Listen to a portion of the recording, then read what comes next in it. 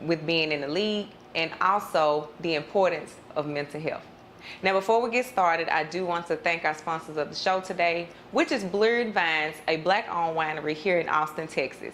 The wine of today is the Brindle, and this is also called the Chorus Cuvée Rouge, and this is from Carlton McCoy, who you've probably seen on CNN. So this is a Black-owned wine. I'm going to enjoy it, and I hope that you enjoy the show. Get your wine glasses together, and let's talk about it.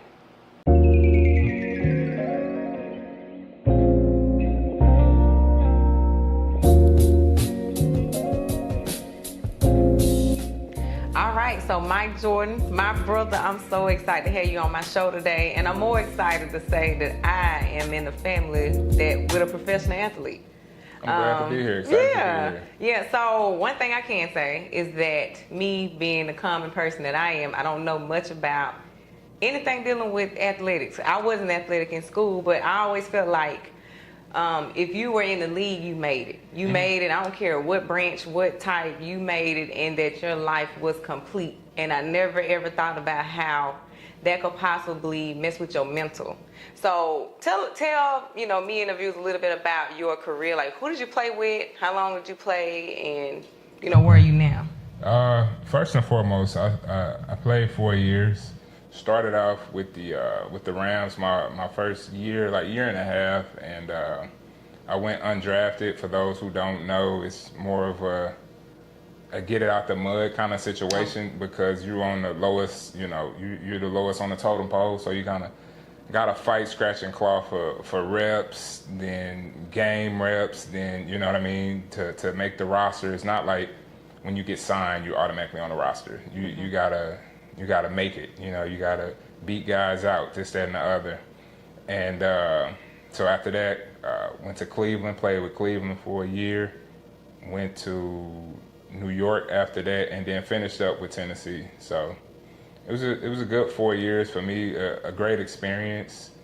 And yeah, it's a lot that goes into it that people don't know, but all in all, it was good. I wouldn't take anything back. I have zero regrets. I love that. No regrets. Like it's just like a learned lesson. Everything was taught, know, and you took what you could and kept going with it. 100%. And I've seen you do activities with youth. I've seen you do that before. I watch your social media, and I see you go out and talk to some of the, kids. We want to be in the league. We want to be out there. So how was that experience? Like, what do you get from that when you are out there speaking with them? Yeah, for example, I know you probably referring to my kids camp that I did, and I love that stuff, man. No matter if I wake up in the morning like, I don't want to do it, I don't feel like doing it, whatever the case may be, it's like I get there and I'm so in the moment. Like I'm so with them because I was them and I didn't have a me. I didn't have anybody who I could come and go to that camp, and just talk to somebody who looks like me and understand everything that they went through. So it's any chance that I get to do something like that, I jump on it. You know what I mean? Because at the end of the day, like the youth is that's what it's about. You know what I mean? As far as shaping society and all that, it's like we got to really give back to the youth. I love that. Sounds you got a passion for it too. Yeah. And the fact that you said that I ain't have a me, now they got a me. I go out there and I do it for them. So in your previous comment, you said that you were, like, how did you refer to not drafted or? Yeah, undrafted. So undrafted. in the way that it goes, the NFL draft, you got first round through 7th round. After the 7th round, they say, all right, well, these are guys we like, but weren't able to draft them for whatever reason. Money, we didn't like them this high, or we didn't have enough draft picks, whatever. So I ended up going undrafted, and I ended up going into a decent situation. Team was so-so, stability-wise, we were okay, but like I said, I learned a lot. It was a good situation. I really liked my defensive coordinator. He taught me so much. Like he taught me so much, and it was a good experience. And like I said, I don't take anything back. So okay, and then you also saying that you didn't have a me. So how hard was it learning on your own without anybody telling you what's going on? Like, I feel like it was a lot of bumps in the road. Like, I wish somebody would have told me that. Like, especially with finances. I'm the girl that's gonna say, man, he got a lot of money. Right. When he finished the league, he still gonna have a lot of money. Like, right. nobody ever talks about the finances of how to budget or even the pressures, because us as fans, we put a lot of pressure on y'all when y'all play. Right. So, but nobody ever thinks about, well, how you think that make them mentally feel? Of course, that's their job, but it's our job to do things too every day, but we're still dealing with pressures of life, and it mentally drains us. Right. So have you dealt with the pressure, and then also with not knowing everything going in? How was that adjustment? It's really just trial and error. Like you said, it's really no handbook. You know what I mean? You got so many guys. Once you get drafted or undrafted, you get into the league, and then it's like it's a whole nother whirlwind. You got financial guys coming at you. You got so marketing guys. Everybody wants to be on your team. Yeah. And me already, just I guess kind of being a St. Louis guy that I am, it's like I don't really know you. I don't get a vibe from you. You can stay over there. But at some point, you're gonna have to start picking your team. You know what I mean? Of guys that you need around, that you feel necessary in order to help your career, whether that's financially or physically, massages, like whatever it is. So you got to start choosing that. So one thing that really helped me was a couple vets. You know what I mean? That kind of just helped me out and told me what I need to be doing mentally and what to look at and what not to look at and how to stay clear of certain things. So that's kind of, I would probably, take it back to some of the vets that they probably helped me out with the mental jump of it. So as far as, it sounds like even with the people that everybody wants to get on your team, you had to decipher who's for you and who's not. Yeah. So of course we grow up, you also played when you were younger, right? Yeah. I played I started when I was 12. When you were 12, so you've been playing a long time. And you've had probably like the same support system for the most part? Yeah, for the most part. So did you see any changes with anybody in your circle or your life when you got into that professional league style? Like who changed? Like I ain't think this was gonna happen. Like this a whole nother person, or this kind of blindsided me. Like how was your relationship dynamic different once you hit it? That's a great question. So the first thing you kind of told, and you kind of taken through these classes of how to say no and just a bunch of stuff like that you really don't think you need, but you need them so much. And it was I ain't gonna say a lot of people changed up, but the people who are not in my immediate circle, they began to change a little bit because not because they were wanting or reaching out for stuff, but it's just like they anticipate you having money, so you supposed to pay for everything when you go out. You supposed to do this and kick them down because they known you for this, that, and the other. You know what I mean? And that's not the situation. Like I started out on a practice squad in LA. You know what I mean? So my money getting cut in half already, and I ain't really making no money because I'm on a practice squad. And I had a guy, you know what I'm saying, I grew up with way back then. He asked me for $10,000 to kind of fund his business, and I'm like, bro, I'm a rookie, but at that point, I kind of like, okay, I see this is about to be a cycle. I'm glad you caught it. Yeah, that's hard to catch, man. It really is, and it's like I didn't come from a whole lot, so everything I get, it's like I'm trying to help my immediate people, my mom, my brother. You know what I mean? And I can't do that if I'm kicking out to this person. So it's just like, no, I got to tighten up. I'm cool. And if that means losing you as a friend, I'm cool with that. Like, that's a risk that I'm willing to take. Because your real one's not going to try to, they're not going to try to dive in you like that. They ain't going to do that. But how that make you feel, though? Me, I'm real sensitive, and I feel like I would probably be like, am I being used? Y'all really care about me? Like, how did that make you feel mentally with going through that with people? It definitely wear and tear on you because you just don't know. It's like, bro, like you calling me every time needing some money. Like I get stuff is hard, but like, what if I don't exist? Like, what if there's no me? Like, if I never made it to the league, like where would you get that money from? Like, I'm not just the exit sign. You know what I mean? Because this is easy. Oh, let me ask Mike for $400, $500 to make my rent. Oh, how would you make that rent without it? You know what I mean? So. People definitely, they say the saying, if people don't change you, it changes the people around you. Yeah. Money definitely changes the people around you for sure. But, it's just part of the game that you got to learn and kind of maneuver through. And you said you had to take class. Like, was these legit classes of learning how to say no? Yeah, it's classes that more than likely each organization puts on for the rookies, you know, just to learn different stuff. It's so much you gotta keep up with, and you know, drinking and drive, like just a bunch of stuff that you really just start from square one. It's just like whatever. But you know, as you go on, you realize that those classes are really important. You know what I mean, to your development as a man and a player in the league. Was it hard for you to say no? Early on, but afterwards and that's how I am. Like that's why I've become how I am now. People say I'm like super blunt. Like if you ask me, do you want to do this or can you do it? And like if I don't want to or not, it's like no, I'm okay. You definitely will. I'm being honest. You do say. Yeah. I think I asked you something the other day on the phone. You was like, no. I was just like, well, dang. Yeah, but it's like. But now it makes sense hearing you say it. I'm like, that's why. Yeah. It makes sense now. It's blunt, but on the back end, people respect you so much more for it because it's just like, all right, he know what he wants. It's not like I'm not gonna be up on the fence about something that I want or you know what I mean or don't want. So that's my whole reasoning for it. Okay, I got it. I ain't taking the fence no more. I'm all right now. So competition, right? You got to be competitive on the field. You got to be competitive against other people.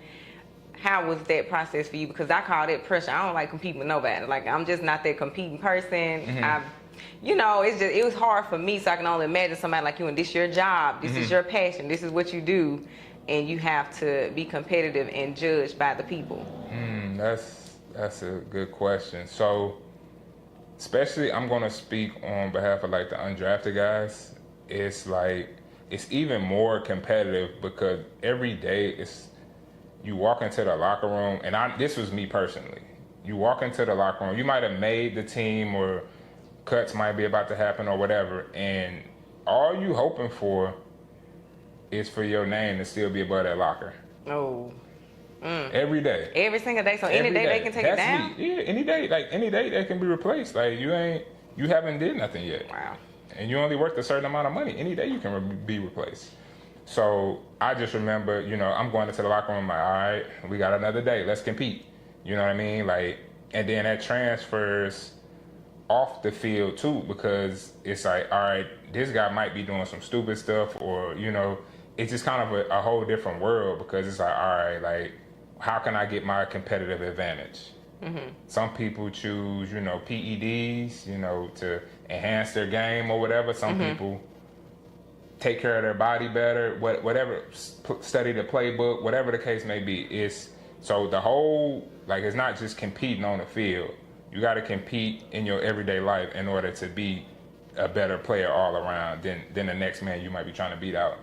Wow, that's a lot. Yeah, Especially seeing my name on that locker one day is down. Every day you look for it. I feel like I have anxiety every time I come in the building. Like like literally, you know how some people, if they've been traumatized, just for instance, some people been traumatized at this building, right? When every time they go to that building, they get anxiety because they remember what 100%. happened, or they have a fear, like, bro, this finna happen again, or this may happen today. Yeah. Did you ever have anxiety in any moment playing in the league? Yeah, it's so crazy because I didn't even realize it until I got done playing. It's like, I feel so much more free. You know, like going into the locker room, I've never made a opening day 53 roster. So any day you could be, you know, released, whether they need you or you know, you're not playing well, whatever the case may be. So to answer your question, yeah, but I didn't even know it. It was just like, I just hope it's here. You know what I mean? Like, I didn't play that well last week, but I hope it's here. Like, let's see. And you good? All right, I got another week. Let's compete. Jeez, that's a lot. It's a lot. For real.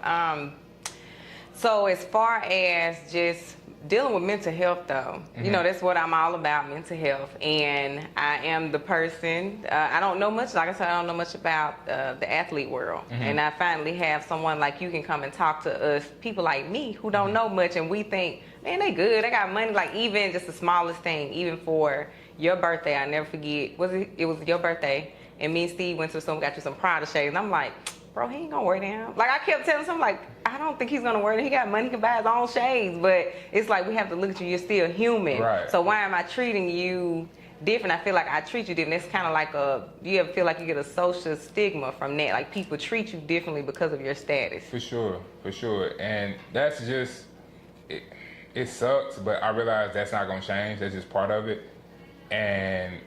But it's certain people understand it better. It's just like you talking about Steve, like no, like let's just do it. And like I told you and I told him, I wear those every day. Every single day. Every yeah. single day. Mm-hmm. And it's just like if you would have got me a pack of draws and some of my favorite fruit and candy, like I'm good to go. Like it's not the money thing, you know, it's the thought, like, okay, you thinking of me as a human. You thinking of my likes and my interests. Like let's go with that. Like that's cool. That wins every single time.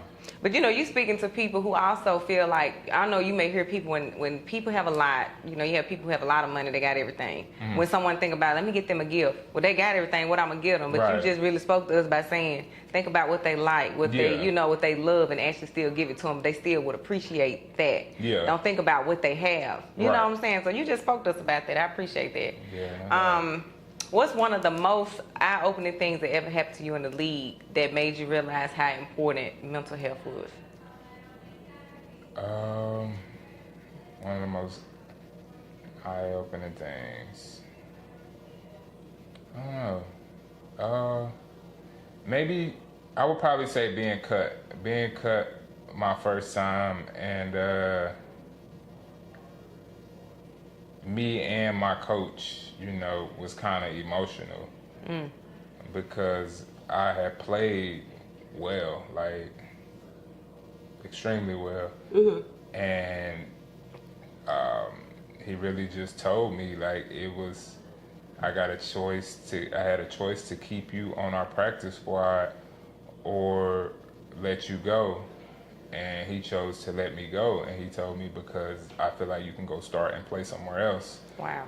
So that hurt because it's where I wanted to be, and that was a team that first, you know, chose me. I felt comfortable there, but it's just like at the same time, it's like I understood that. And as far as the mental part of it, I'm like, I felt down on myself, but then it's just like, I had to realize, okay, it's not just about me, it's the business. So that kind of change mindset. Yeah, you had to change your perspective for real on 100%. That, because I would have took that personal. Like, no. And that's the thing. You can't.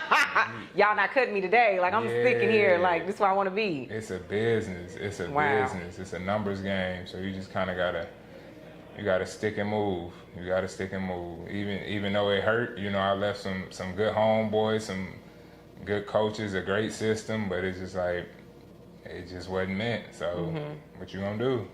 So basically you learned, in that moment, you probably learned how to change your perspective. Perspective is everything. Yeah. And it seemed like that maybe had taught you, like, perspective is everything. At this point, perspective is everything. Like, this is a business, this ain't even personal. Yeah. And then I like the fact that he even said, which was a prop. I know so it makes sense. So he cut you and that hurt. But I'd rather go through his temporary pain because he's saying that I could go play somewhere else. He know I can start somewhere else. So that was pretty big. Like, he actually had faith in you, even though he couldn't give it to you there. He knew you can get it somewhere else. Yeah. But he also obviously wanted you to be uncomfortable because you was comfortable there. For sure. That's where you wanted to be. Yeah, I was, like I said, I was playing good, and that once that situation happened, it kind of made me like shell up. Like, I really didn't. After that point, I really don't know if I really had those kind of same emotions. Like, you couldn't cut me after that, and I felt some type of way. Like, because I already been there. It's like, okay, like, I'm just about to give it my all, and if it don't pan out, it's like I'm not gonna feel down on myself. That's it. Because I've already been there, and I know it's not me personally sometimes. You know what I mean? You speaking to everybody, because a lot of us, we do take stuff like that personal. We be like down in our bag. I'm in my bag today because they rejected me. Okay, but you know, you put your best out there. You good. It ain't you. It's them. It's business. So thank you for teaching us that. That's something that we need to hear. People today need to hear that. No doubt. So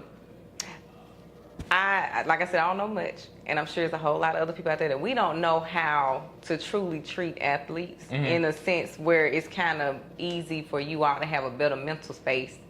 What is one of the,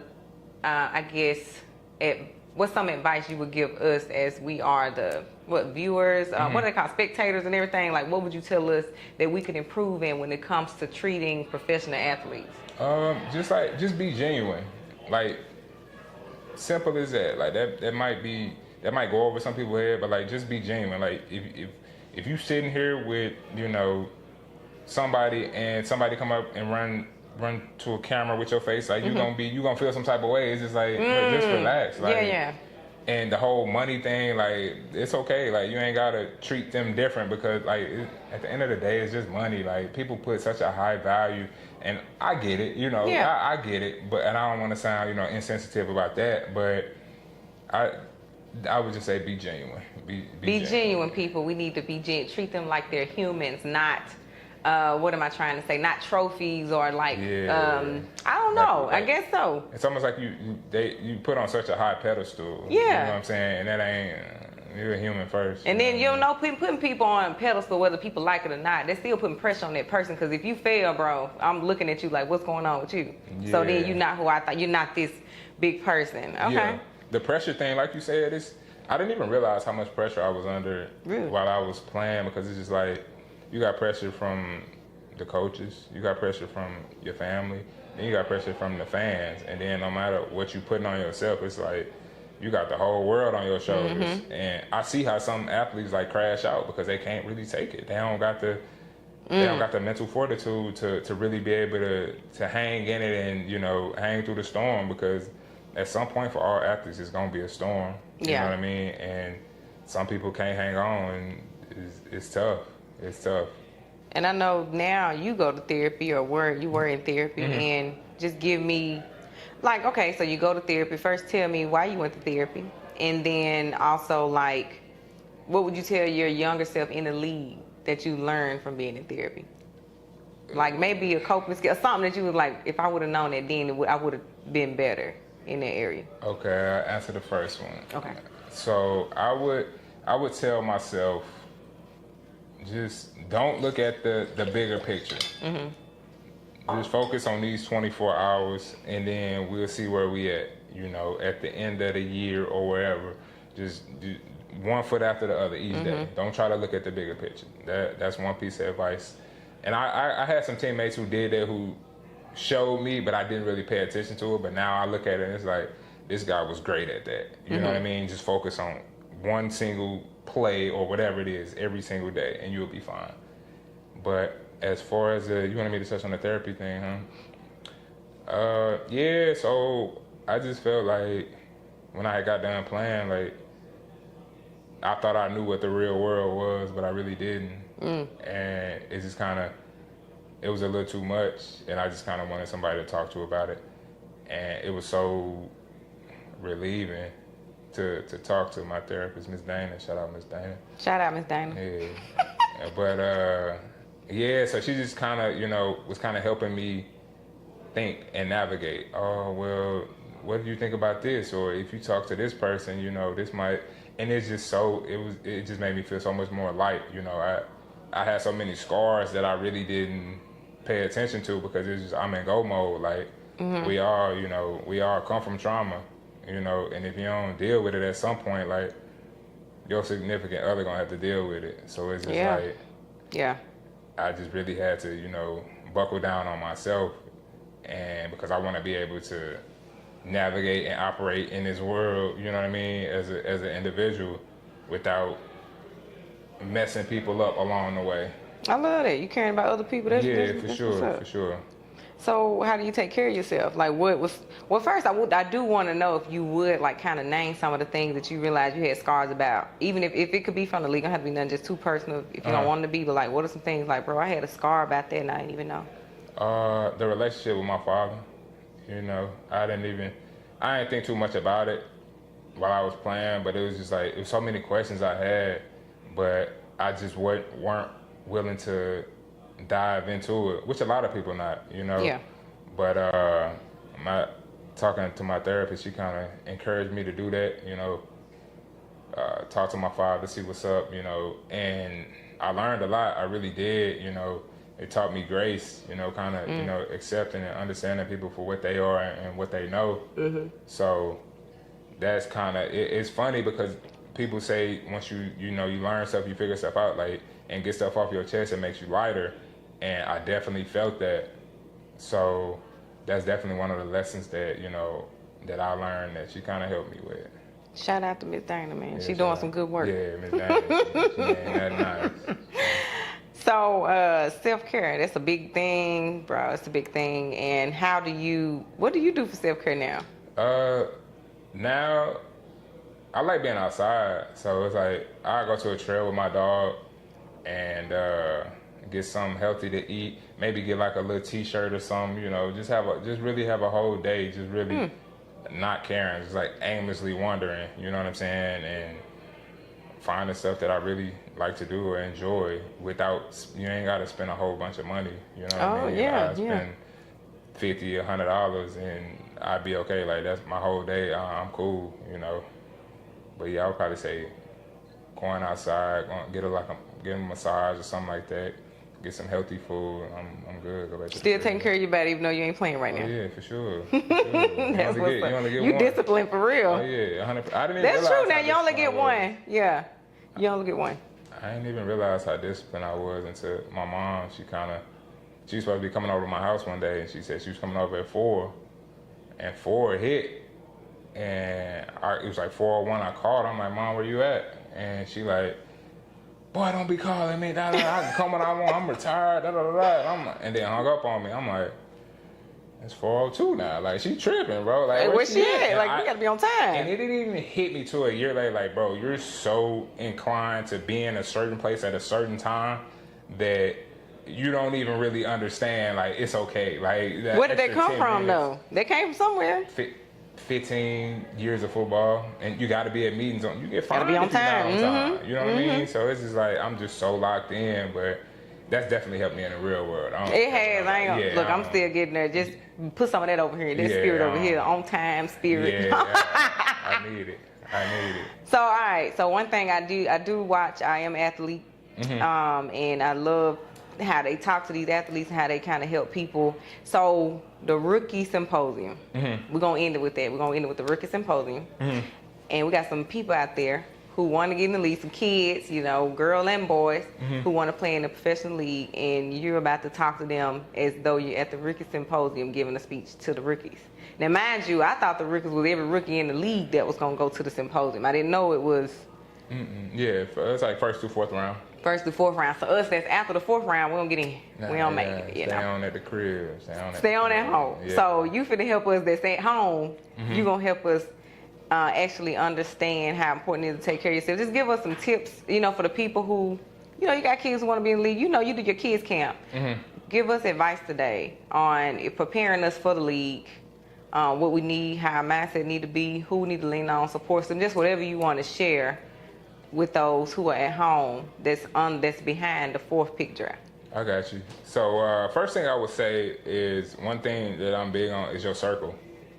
Is the people around you. They don't have to be perfect, but it's never gonna work out if you're the only person with dreams and aspirations and everybody else has nothing to lose. It won't work. It won't work. So I would say get around like-minded people.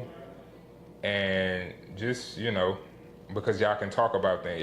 The goals, they make sense to the next person. It's not like you're talking to somebody foreign. And secondly, I would just probably say I'm big on discipline. Me too. We just found out that. I feel like discipline breeds freedom. So the more disciplined you can become, the more attainable your goals will be. That's just my opinion, but that's something that it's worked for me a long time. It's worked for me a long time. Okay. Yeah. So I would probably stick with those two. I think you'll be on the right track with those two for sure. Anything financially, I'm them. Now, I'm the one that'll get in the league and want to spend all my money or feel like, man, I got bags, y'all. Let's go shop. What advice would you give them with that? Because investment, I know you've already invested. Literally, like, as soon as you got out, you were investing in yourself. So it don't last forever. So the money don't last forever. So stack. Like, I came from a small school. Like, and I was telling Steve, like, I got to the league, and even though I'm in LA, they taking a bulk of your money, but it's just like, I don't really have too much to pay for. I got my house. I got a little apartment. It's like, It's like 2 bands. We out in Cali, so it's a little high. But I got a little charge, and my note was like $250. I'm eating every day at the facility. I might get some, a new outfit here and there, but that ain't really, you know what I mean? Like I save, bro. Like, just save. Like, you ain't gotta keep up with the next man. Well, then I guess it's because we feel like there's no cap on. That's why I asked you to talk financially, because in my opinion, there ain't no cap on what y'all get. There's no cap.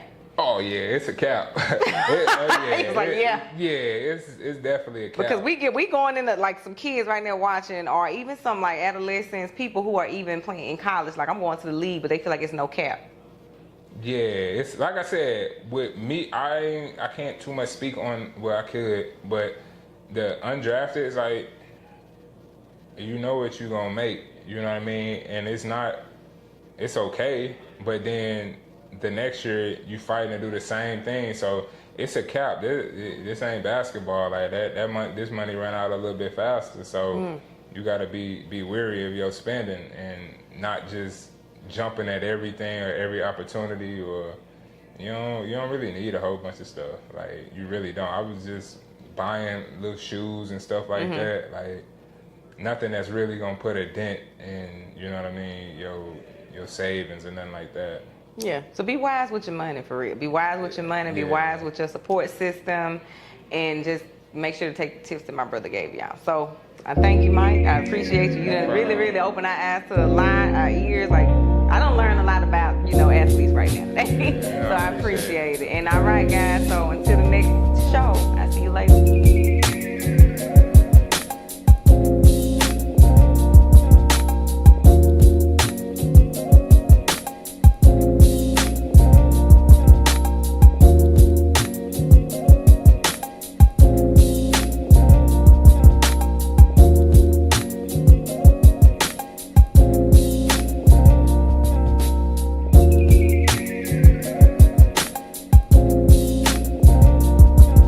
Here are a few tips. Listen to them, offer support, check in regularly, and create a safe space.